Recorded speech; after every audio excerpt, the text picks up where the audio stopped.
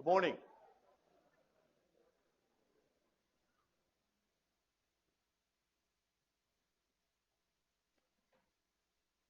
Can you hear me back there? Welcome to the Department of Medicine Grand Rounds, and welcome to the first of these activities of this academic year.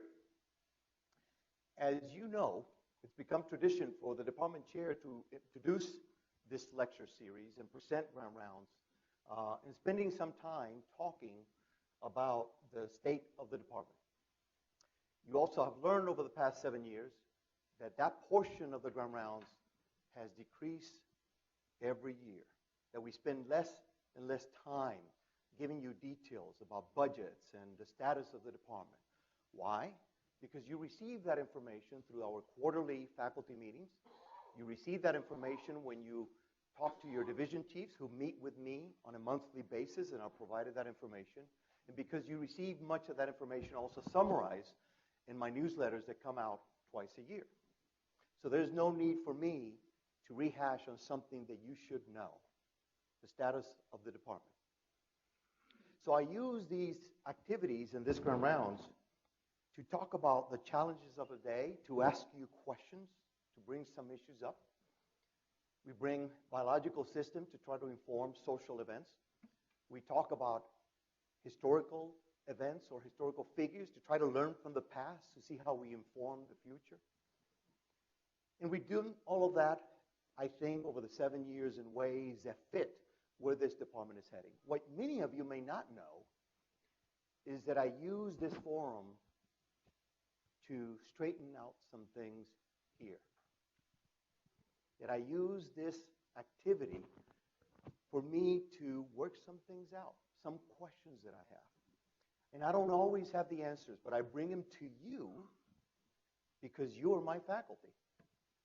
I am surrounded by brilliant minds. I'm surrounded by hardworking people, people who have accomplished quite a bit that I'm so proud of that I come to you for answers. And today will be no different. And you might say, Dr. Roman, you're using us. Absolutely. Absolutely. So let's start. I have to tell you a little bit about disclosures, which have nothing to do with our presentation, but I need to tell you anyway. So I work in the area of pulmonary fibrosis, as you know. I'm engaged with industry in a number of clinical trials. I'm part of a number of boards, particularly the Pulmonary Fibrosis Foundation, the American Lung Association of the Midland States. I receive funds from the NIH and the VA for grants, and I'm engaged in an educational activity to engage community doctors to learn about pulmonary fibrosis with an occasional grant from industry. But I'm not on any speakers bureau. This is my speaking bureau. So I'm also going to start with a short slide that will tell you the history of Roman Grand Rounds, a quick history of Roman Grand Rounds. In 2010, just 1 year after I arrived here, we talked about lung development. I'm a pulmonologist, and we usually use biological models to inform social models. And we talked about lung development, and we talked about the emergence and the start of a new department. We talked about how structure defines later function. And we talked about how we needed to change a number of things in the department to make our functions a little bit more efficient. We talked the next year about lung aging. And so we moved from one extreme of the emergence of a department to the aging of a department and how we avoided the bad consequences of aging. We talked about resilience, and we talked about patience and about staying fresh. 1 year after that, we talked about lung remodeling, and we discussed how we needed to remodel some things in the department to stay ahead of the game, to stay keeping track of the needs of the day for our patients and our trainees and our faculty. Then in 2013, you might remember we talked about stressors and stimulants. And the point I wanted to make is that in biological systems and in cell culture systems, it is difficult to determine if a challenge is a stressor or a stimulant. If the cell does better after a challenge, it's a stimulant. If the cell dies after a challenge, it's a stressor. And that year, you may recall, we had just joined Kentucky One Health. We had just started the University of Louisville Physicians. We had just started in the electronic record. We had a lot of challenges ahead of us, and we were all stressed out. And I challenge you to think of these as stimulants because we were doing better than ever. Remember that? Later on, we started looking outward. We spent a few years thinking about us. And then in 2014, we started thinking about how do we reflect who we are into the community. I hope you remember these. And then at the end, last year, we talked about cycles.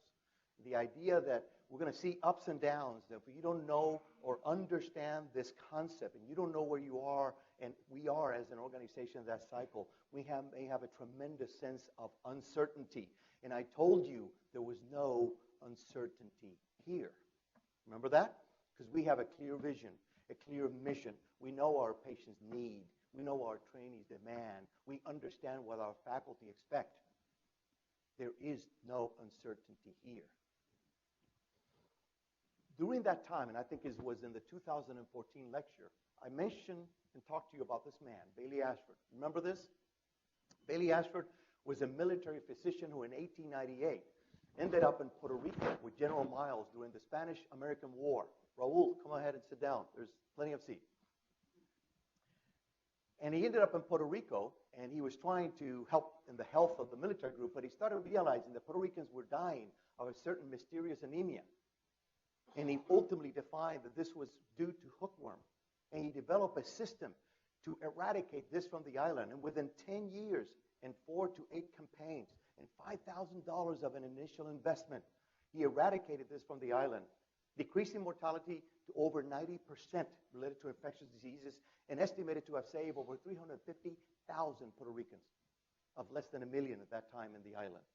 He went on to establish the School of Tropical Health that then became well-known internationally. He became a national expert and well-known in Latin America and even in Egypt, where he received an award. And today I'm going to get you back to the Caribbean. It's where I'm from. It's who I am. I left you with a message at that time that was his. And it was a military mission, we're not used to this type of mission for doctors, but this was what he felt was the mission of the physician. The doctor's mission from this time forward, as I see it, is not so much a question of relief of pain or prevention of death, as it is a question of salvaging this man, this woman, this child for 100% efficiency in the future. And I asked you at that time, how do we improve the health of Kentuckians so that they can be 100% efficient, so that they can improve our economy, our education, our art, our politics? Because without being healthy, that is not something you think about. That is not something you can invest in. I hope you remember all of this. I'm doing like Rocky Balboa. Every movie started with scenes from the prior movie. So are we doing everything we can to create the conditions so that we can accomplish that goal? And this is the message that I want you to leave here today. Are we doing everything?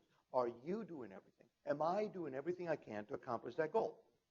And so I've been thinking a lot about this over the past few weeks. So here's the things that I'm bringing to you to help me stay sane. I went back to Gabriel Garcia Marquez. I told you I go to biological systems, movies, literature. I need help from anywhere I can get it. And I know a little bit about Gabriel because we had to read his books when I was in high school or in college. And I remember reading these two books. He was a Colombian novelist. He was a Nobel Prize winner for literature in 1982. He was very well known for magical realism. And I thought about this Amor en tiempos de cólera, Love in Times of Cholera. Somebody has read it here? Some of you have read it. I read it so long ago, I had to go back and think about this carefully. But my title comes from this thought. And you're going to have to follow me through the entire hour to kind of get a sense of this. Okay? Love in Time of Cholera, there was a thesis in here among the many points and themes he was making, that love sickness, when you're sick because of that loved one, is an illness, not unlike the sickness of cholera. Not unlike that. But in the Spanish language, cholera has another meaning. The word cólera can mean passion, rage, extreme emotion. And so his question was, is love helped or hindered by extreme passion? Is love helped or hindered by extreme passion? And is cholera needed to fuel passionate love? By this time you're saying, We have lost him. I want you to think about this because over 2 glasses of bourbon, I came up with these related questions. By eliminating cholera, do we eliminate rage and passion? By systematically eliminating chaos and unpredictability, do we reduce the urge to raise new ideas, new paradigms, thinking outside the box, fighting for whatever you believe that is the right thing to do? By creating structures that avoid chaos, do we stifle creativity and innovation? Those are the questions I'm going to pose to you today. So I went back and said, I'm going to have to understand cholera. And what are the implications for the Caribbean? And who are the people who deal with this so that I can understand this better, because I need to finish these statements so that people don't remain confused. So I went back and learned that cholera made its way to Puerto Rico in July of 1856 and hit the city of Mayagüez, my city. Okay? This is the island of Puerto Rico. Let me use this so that you can see this arrow better. Can you see that arrow? Okay, Mayagüez is right here. You fly down to San Juan, go to the casinos, have some drinks and some ron, coquito, and you go to the hotels. But my family's from a little town here called Cabo Rojo. A tip, very little town. There's no hospital there, so if you're going to deliver a baby like my mother did, you actually have to travel like 20, 30 minutes. I lost my arrow. This is great. To Mayagüez, which is right here. So cholera actually hit Puerto Rico, Mayagüez, in 1856, and there were only 5 doctors taking care of about 24,000 individuals, patients. It was Dr. Betances and Dr. Basora. They alerted the city government. They knew what was going on. They understood. They had seen a few cases. They pressed managers to take preventive action. They torched the unsanitary slave barracks. Yes, there were slaves in Puerto Rico at that time, no different than here, and set up a temporary camp. They set up a separate hospital. They prepared a separate area. They set up a separate cemetery. They did all of this, and yet in 3 months, Betances was the only doctor left. Cholera had ravaged the town, and he was the only one left taking care of the people that were left in that town. And I thought, who is this Betances? Who is this guy? I got to learn about him. And the fact of the matter is that I know Ramon Emeterio Betances very well. He's the patriarch of the little town where my family's from. He was born in 1827 in Cabo Rojo, 4th of 6 children of Felipe Betanzos Ponce. Notice the change in the name, who was a merchant in Hispaniola. Hispaniola was the island that includes the Dominican Republic and Haiti. And Maria del Carmen Alacán Montalvo. I love this Grand Rounds because I can speak Spanish. Who was a native of Puerto Rico, but was from French descent. He was educated by private tutors. These people were merchants. They had some money. And he was later sent to France to study in College Royal in Toulouse. While he was up there, his father engaged in legal whitening. You know what that term is? That is the idea that with money and several actions, you can actually switch legally your race. And his father was very adamant that he needed to change to the Caucasian race. They were mixed. And for that, he required his daughter to marry a Caucasian man. And there was exposure of his family's religious beliefs and affiliations. There are other things that I won't discuss as it was difficult. And Betances is seeing this from France and thinking, this is so stupid. I am from mixed race. I'm from African Americans. I'm from Africans. Not African Americans. I'm from Africans. I'm Taino Indians. I'm from white Europeans. Why do I need to do this? And this will influence his vision of what he needs to do later on with his life. And he returns to Puerto Rico during the cholera epidemic of 1856 after finishing medical school in Paris. He was a physician, as I told you, a surgeon ophthalmologist, considered the best surgeon in Puerto Rico of his time. He established his surgery and ophthalmology practice in Mayagüez. He introduced new surgical and aseptic techniques with other people like Arroyo. He performed the first ever surgical procedure under chloroform in Puerto Rico. This was back in 1862. Wrote a thesis on the causes of miscarriage, which later was used by a number of European universities as a textbook for gynecology. He wrote a book about the experiences on the treatment of cholera. These books were later used as textbooks for public health in some places in Latin America. And he wrote several articles on elephantiasis and urethral obstruction in male patients. And he wrote a novel, and he wrote a number of essays and poems and so forth. He was quite the scholar. But he was also an abolitionist. He believed that abolition abolition of slavery. He founded a civic organization, like other people did, in 1856 called the Secret Abolitionist Society. And the main objective of the society was to free children who were slaves. Now, this that you see here is a church in Maya West. This is the church where my parents were married. And in that church, he used to wait with a little envelope and $25. Why? Because people brought their slave babies to be baptized. And the master would come outside to the church and leave the family to go in. And while they were in, Betances was there. And he passed down the $25, and they passed it on. Why? Because $25 is what you needed to free a black baby. So this was the way, the approach in which these patients started moving into this abolitionist movement. And of course, at that place, the same as in our place, that was not well viewed. That was changing society's order. That could have a tremendous impact on the economy. So the Spanish governor threatened Betances with exile. So he left in 1858. He went back to France, where he's supposed to get married. His fiancée was going to fly there, but she died of typhus. This had a dark time in the life of Betances. He became very depressed for over a year. He started having this dark persona, and this is how people remembered him, okay? But in his workings, he continued to work day in and day out, despite the above, to do what he thought was best, and he's considered in Puerto Rico the father of the poor.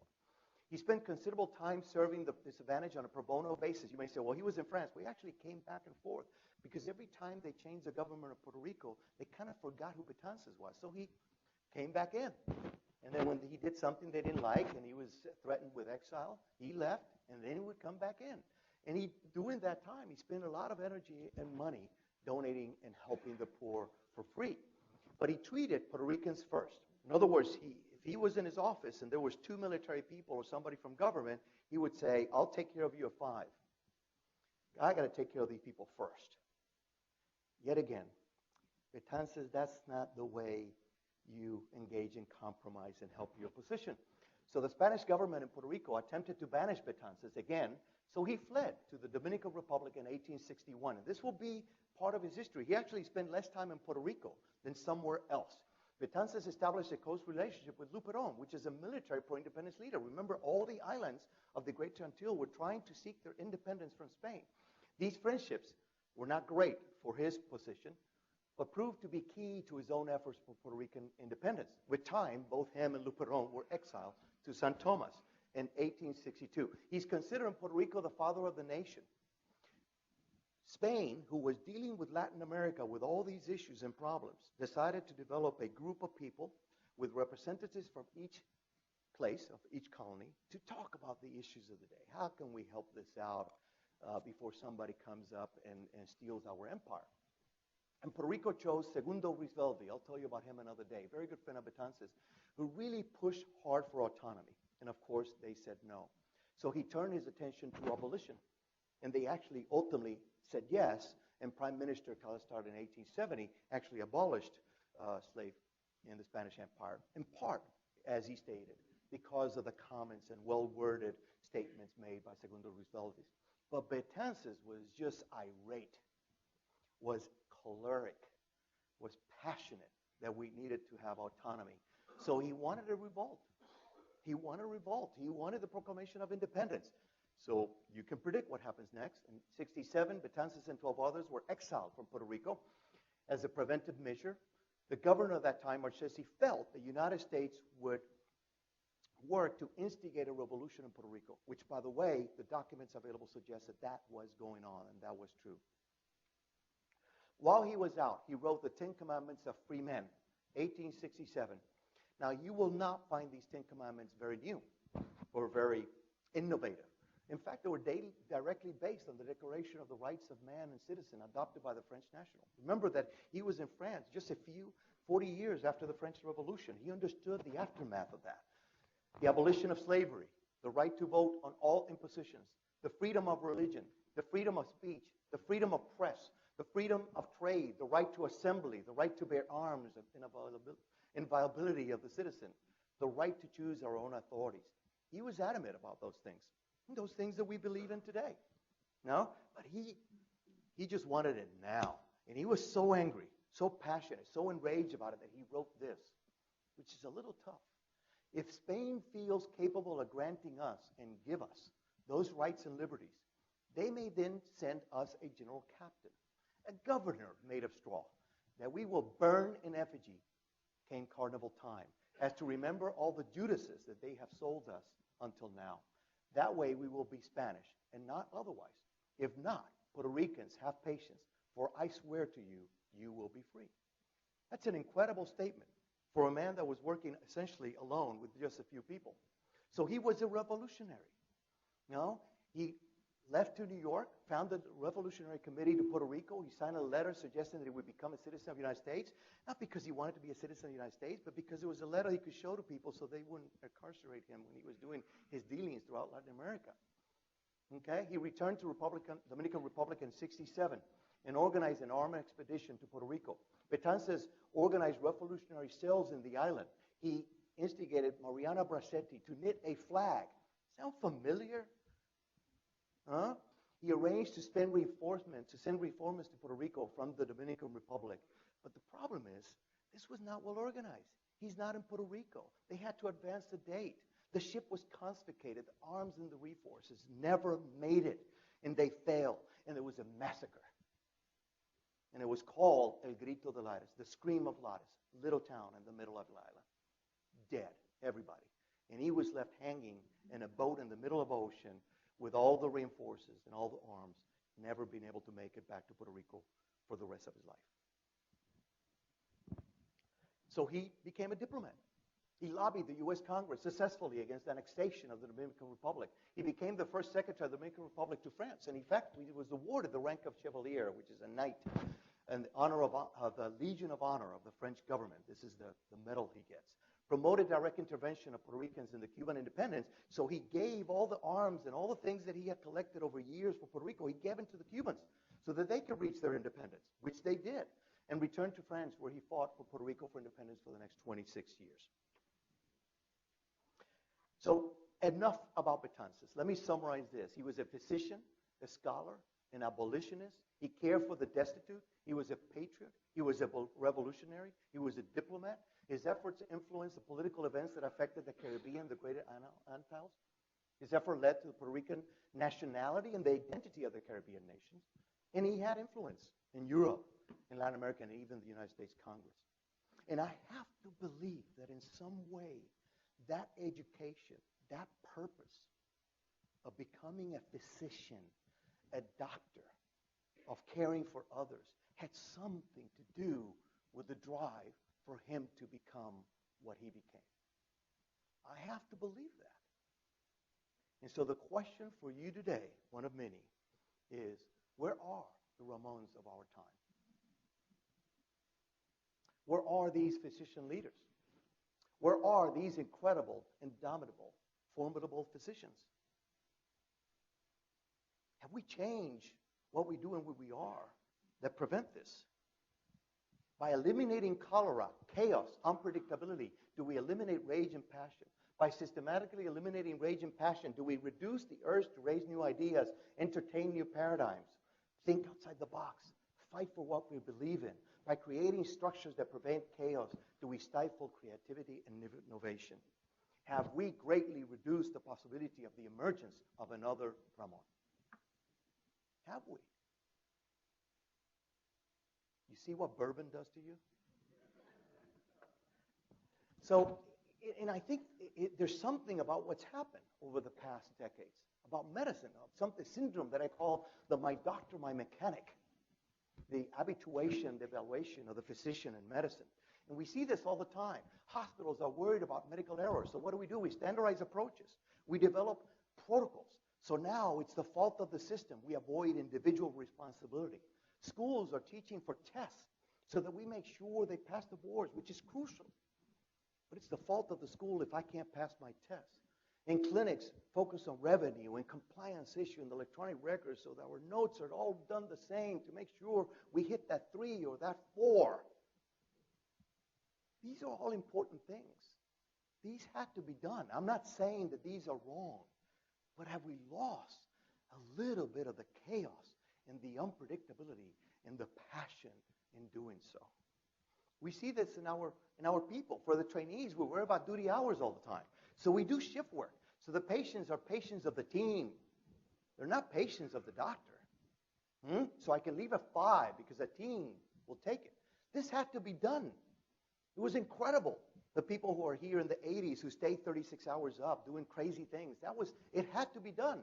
But have we lost something in doing so? Providers, medicine is complex, revenue, science for the science is too much. You can't deal with big data. An individual in the lab can't find something great. It has to be done in a multidisciplinary fashion. We all have to be part of this. I think that's good. I advocate for multidisciplinary behavior and all these things. This is all the right things to do. But what have we lost in getting there? Have we lost the ability to create another Ramon? And I don't know the answer to that. And as I told you, I bring to you these crazy questions so that you can find these answers. But I think in some way, we are changing the way we organize ourselves into organizations as machines. We see organizations as machines where people are machine parts. And managers are not leaders, they're engineers. We accomplish change by creating a blueprint. Something is going wrong, just open the blueprint. Pathway number 7 needs a new wrench or something like that. Okay, it's technical work. Fosters expectation of control. And it's a system where unpredictability is a deficiency that leads to anxiety and the imposter syndrome where we blame and F somebody else and diverse attention and the effort to the real work. When we should be thinking about organizations as conversations, not just a metaphor, but actually a process of developing shared ideas day in and day out. Organization consists of patterns of meaning, organizational identity, intellectual power, structure, strategy, organizational culture, power of relationships. And so we look at changes in pattern, and we organize our organization in ways that address patterns towards the future. Now, I didn't make this up. You would say, now you're really, really out there, Dr. Roman. I didn't make this up. I actually went recently to a lecture by Anthony Sussman at the AAIM, who gave a terrific morning session on this problem. Terrific morning session. He talked about technical versus adaptive work, the idea that problems for which people have the necessary know-how and procedures, solutions are known. That's technical work. That's the mechanic. Although if you talk to my mechanic, that's not true. Adaptive is different, and that's what academic centers are. You know, the whole host of problems that are not amenable to authoritative expertise or standard operating procedures. They cannot be solved by someone who provides answers from on high. They require experiments, new discoveries, and adjustments from numerous places in the organization, the community, and they require people to do this. They require Ramones to actually push the envelope and test things and see what's right, what emerges, what doesn't. The leadership in that place is different. In the machine world, you just need a manager. You need an engineer. He or she has all the answers. He's in control. In a conversational organization, leaders ask questions. They point out problems to disrupt old patterns. They involve everyone in developing new ones. Doesn't have answers to give. Instead, gives the work back. I just gave you work. Helps the group develop its own answers. Helps them tolerate loss and embracing the not known. I learned that by Dr. Sussman. And he brought this quote by Hayfritz and Linsky, which I thought was very interesting. In the face of adaptive pressures, what we feel every day, people don't want questions. They want answers. They don't want to be told that they will have to sustain losses. Rather, they want to know how you're going to protect them from the pains of change. For this reason, people often try to avoid other dangers, either consciously or subconsciously, by treating adaptive challenge as if it was technical work. I have this problem, I have this fix. I have this other problem, I have this fix. I don't want this challenging adaptive thing here that Dr. Roman is asking me to think about. Indeed, this is the most common source of leadership failure we've been able to identify. You see it every day. We're fixing immigration with a wall. We want to fix ISIS by just bombing Aleppo. You see it in institutions with the reduction of hospital floors that almost damages the way we take care of people because it's a technical issue. We just fix it by flipping the switch. We eliminated university board by flipping the switch. We freeze recruitment without anticipating the tremendous consequences to our faculty, our people, our patients, more importantly. Technical work. That's what we're doing. Because we don't have any more Ramones anymore. We want to avoid unpredictability, or we want to avoid the sense that there is chaos out there. But we see it in the faculty too. Fix the clinic issue. I get rid of my MA. That's the problem. Give me a new computer. That's the problem. Without understanding the breadth of the problem and how difficult it is and how it's all intertwined. I'm not saying that there are not problems, issues here that we need to fix. What I'm saying is don't think of it as technical work. This is adaptive. It requires a conversation, questioning, experimentation, discovery, trial and error. So the implications for leading change begins with you. Control is not possible. Control is not possible. So leave it alone. Get up on the balcony. I learned that from this man. Just get up on the balcony. Just get up there. Don't be in it all the time. Get up there and start looking at patterns. Have you ever sat at your clinics to start looking around to see what's going on? You're probably going to say, I'm writing my note. I can't stop thinking. Do that. Step up on the balcony and start looking at patterns and behaviors and interactions and challenges and come up with great ideas. Engage others, build on success, note the key constraints, and embrace an emergent design. I didn't understand this concept. This idea in the technical mechanical work, you design everything. For 10 years, we know exactly where we're heading. Emergent design is the idea that you are flexible. You create some concepts, some borders, and see what happens. And it emerges. And you take of it what's good and what's not. That's an interesting concept. And it makes you leave control. And that is scary. And yet that is what adaptive work is all about. Okay? You have to have an idea of what you're going to do, but it should be a vague idea. Not that vague, but that's what Picasso said. Okay? So 3 leadership principles in times of cholera, of chaos by Miglani, coupled with unpredictability, the sheer complexity of global business and the speed of it all. And it feels like we're living in chaos. And I say, let it be, because we need chaos for passion. Okay? And in times of chaos, then what we do? We focus on ideas and not on resources. I have told you that resources do not define a vision. They define the strategy how to get there. So let's focus on ideas and then figure out how we pay for it. Let's stop overthinking. If you overthink everything, by the time you have made a decision, things are moving so quickly that it's no longer relevant. And start acting. The faster we start acting, the faster we'll get feedback, the faster we will know if it works or not, and we move on to the next thing. We have to figure out how do we make the system flexible, where if we start a clinic somewhere, doesn't mean that for the next 30 decades, we will be there. That there's got to be flexibility and continual trial and error to figure out what works and what doesn't. And that you, by accepting that, are no longer in this unpredictable world. You understand it as it is. And you can now think about how to make it better. There are people here who are making things better. People who are making things better. I'm going to show you a few slides that you've seen before during our faculty meeting. But our residents are now passing 100% rates. They've been going on to successful careers. I'm not giving you the numbers. I've done that before. Michael Burks and his team and others are engaged very heavily in Louisville lectures, and they're expanding it. And we're moving into CME and over 600,000 views in 160 countries around the world. I'm looking at this. This is the face of this department now. This is the face of this department because people who don't know us can find out about us through this. What an innovative idea.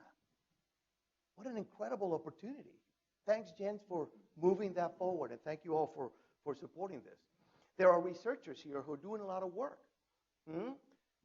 Boley and Aruni are reshaping the way we think of stem cells, the way we think of pollution and nicotine and all that kind of thing.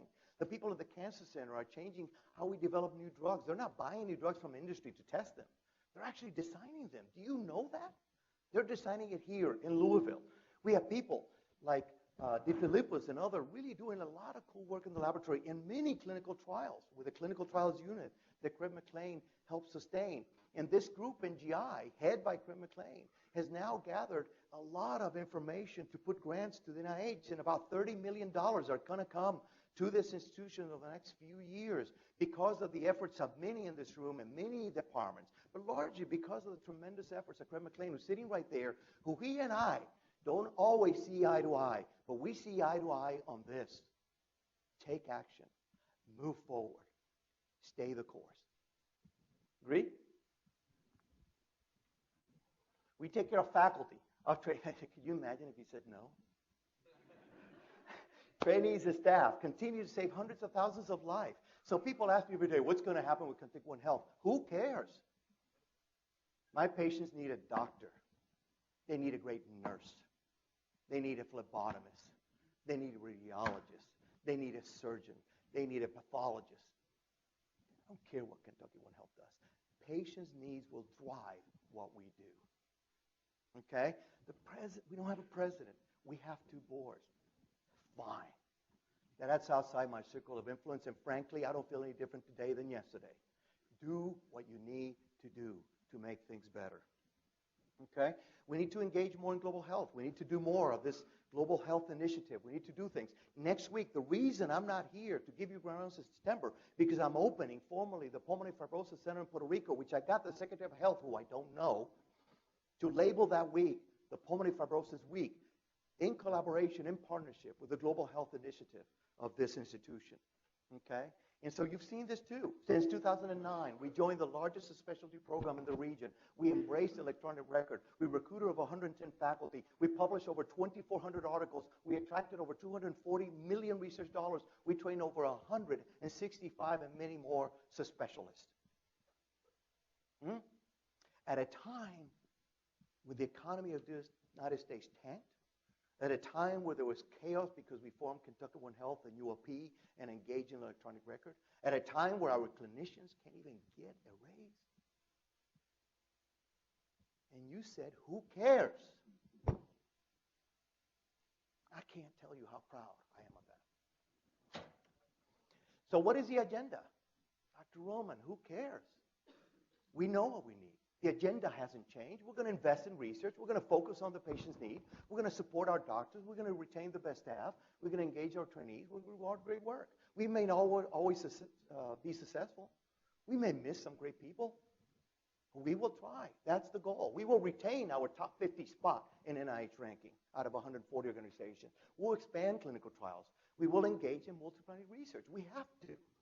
Okay? We're going to do more of that QI initiative. Nancy, thank you for heading this on. I interview all the students that are coming through, and many of them are talking to me about this. Increase the efficiency of the clinics. I know our clinic is not efficient. I know that. But don't just do technical work. Step on the balcony. Help me figure this out. Multidisciplinary programs. Yes, primary care. There's nobody here for primary care, Dr. Roman. The institution may not understand it. Who cares? Our patients need it, and we will deliver with or without me. Education. Expand Louisville lectures. We're going to engage more of the trainees in quality improvement and safety. And we're going to get the hospitals to get engaged into this and to fund it, because they are the beneficiaries of this, and our patients are too. They need to do this. In our community, we need to engage more. We need to expand global health. And this is the obligatory slide. Okay? The budget obligatory slide. This is our budget. Okay? And if you can see, since 2013, we have expanded the revenue. Each of these is a different bar. This is UofL. This is UOP. This is the VA. This is UMF. And you can see that in the past few years, we have increased our budget about $2.7 million per year. Okay? But the things that have happened, in part, has been supported by this tremendous increase. That's important. So don't view this as the way to do what you do. View what you do as a way to do this. Does that make sense? Because if you do this, and we do better here, we have more money to do more. That's how you should look at this. But there's some challenges. And the challenge is that when we invest to do more, we spend more. And as you can see, these two lines have been in parallel. And we have somehow have become very good at increasing revenue by increasing expenses. We have become very good at that. And we're going to have to figure out a way how to merge those lines. This might be the year. We might have to. But we will not relinquish those goals that we set out to do. We may delay some. We may hold back something for a few weeks. But in the end, we have to continue in that arena. So here's my friend, Gabriel Garcia Marquez again. He allowed himself to be swayed by his conviction that human beings are not born once and for all on the day their mothers give birth to them, but that life obliges them over and over again to give birth to themselves. Life makes you over and over and over again to give birth, rebirth to ourselves. And so today, I give rebirth to our vision. This is the job, to become the top academic internal medicine program in the region, to promote innovation and research, education, and patient care, to improve the health of Kentuckians so that they can reach 100% efficiency, to improve education, to do arts, to do politics, business, whatever they want to do, and to establish the conditions needed to increase the chances of the emergence of the next Ramon. That's the vision.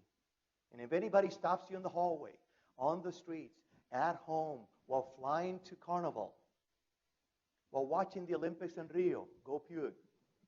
I'll tell you who Pug is later. You know what this is. There is no uncertainty here. I'll leave you with this. Because you might say, Dr. Roman, look at those two lines. We're spending too much, and the clinic is driving me crazy, and I don't have enough MAs. I don't have enough rooms, and these forms have to be filled, and compliance issues, and I get it. I don't want to minimize them. I don't want to diminish them.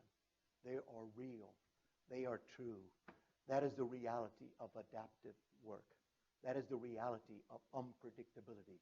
That is the reality of cholera. The strength is that it gives us the passion, the rage, the emotion to move in the right direction. And in the end, you may say, you're dreaming. Well, it is not true that people stop pursuing dreams because they grow old. They grow old because they stop pursuing dreams. I may look old to you, but I ain't stopped dreaming. Thank you.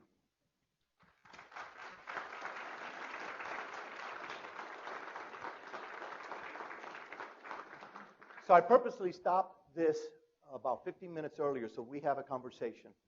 You may not have all the answers for me today, okay? But I expect them. I expect ideas. Some of them may not go through, but we'll get this. We'll get this done. And the vision will continue way beyond our time. Way beyond our time. But somebody has to set the stage, and you are doing that. You're doing that. So questions, comments? Too much, Dr. Roman. Can't think now. Questions and comments? Yes, sir.